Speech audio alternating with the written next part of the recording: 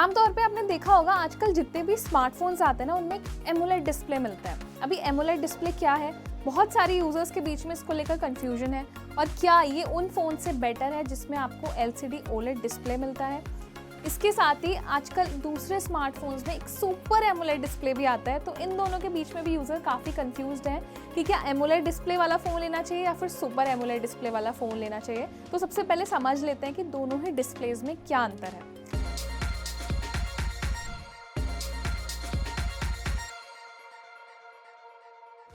तो AMOLED display का मतलब है active matrix organic light emitting diode display.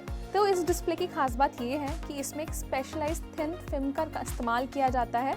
तो एमोलेड डिस्प्ले में ना हर एक LED लाइट के लिए एक इंडिविजुअल LED मिलती है और इसमें मल्टीपल लाइट सोर्स होता है।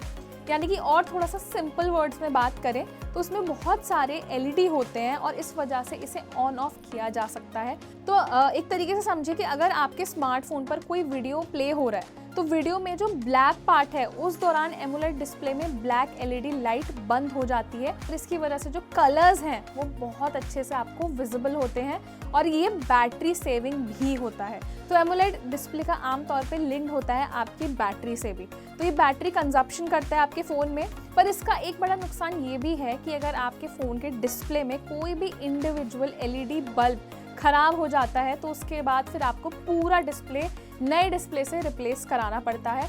और एमोलेड डिस्प्ले का जो रिप्लेसमेंट है वो महंगा होता है, इसीलिए इसको बजट सेगमेंट में ना यूज़ करके मिड रेंज और प्रीमियम सेगमेंट वाले स्मार्टफोन्स में यूज़ किया जाता है और ये LCD के मुकाबले काफ़ी ज़्यादा महंगा होता है। साथ में जो इसकी लेयर होती है वो थिन होती है तो डिस्प्ले टूटने के चांसेस भी थोड़े ज़्यादा होते हैं, लेकिन इसमें जो कलर कंट्रास्ट है वो आपको बेहतर मिलता है दूसरे डिस्प्ले से। तब इसमें एमोलेड डिस्प्ले में एक खास बात ये भी है कि ये ऑर्गेनिक एक्टिव लेयर्स को बहुत ज़्यादा डिफाइन करते हैं, तो ऑर्गेनिक की वजह से ये आपके आईज के लिए बेटर होता है।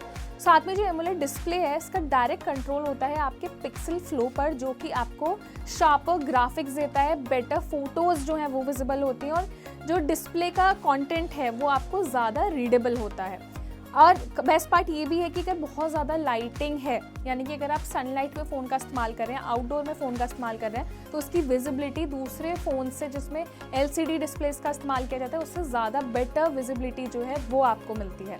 लेकिन इसमें एक नुकसान यही है कि डिस्प्ले मजबूत कम होता है, जिसकी वजह से LEDs और LCD डिस्प्ले से टूटने के यानी कि लाइफ स्पैन जो है इसका कम होता है और बहुत सेंसिटिव होने की वजह से डिस्प्ले के टूटने के चांसेस जो हैं वो ज़्यादा हायर होते हैं। तो ऐसे में अगर आप फिर डिस्प्ले रिप्लेस कराने जाते हैं तो उसके लिए आपको ज़्यादा अमाउंट भरना पड़ता है।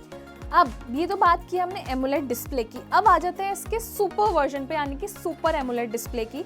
अब सुपर एमोलेड सिंपल वर्ड्स में समझिए कि ये एक एमोलेड डिस्प्ले का एडवांस वर्जन होता है और इसी के साथ जो जिस फोन्स में सुपर एमोलेड डिस्प्ले दिया जाता है वो फोन्स और ज़्यादा महंगे होते हैं कंपैरेटिवली, और साथ में इसमें जो टच सेंसर है वो बहुत अच्छे तरीके से काम करता है और ये जो डिस्प्ले है ये सिंगल लेयर में काम करता है। अब सुपर एमोलेड में आपको क्या क्या और बेहतर चीज़ें मिलती हैं, यानी कि इसकी जो परफॉर्मेंस है वो ज़्यादा बेटर होती है।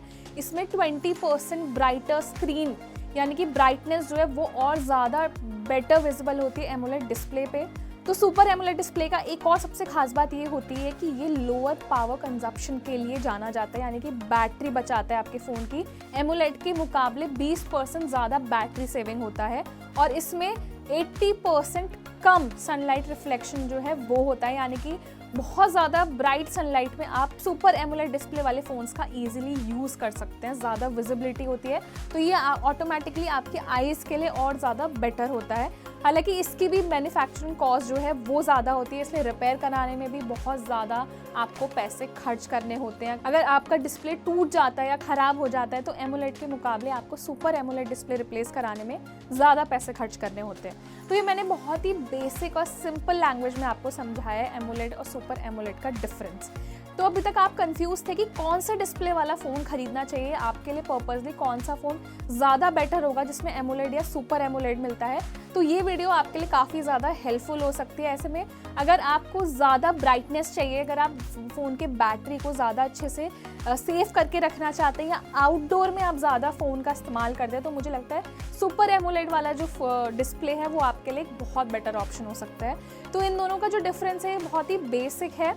तो आपको कौन सा डिस्प्ले ज़्यादा पसंद है, सुपर एमोलेड डिस्प्ले या फिर नॉर्मल एमोलेड डिस्प्ले, हमें कमेंट सेक्शन में ज़रूर बताएं और हमारे इस चैनल को ज़रूर सब्सक्राइब कर दें।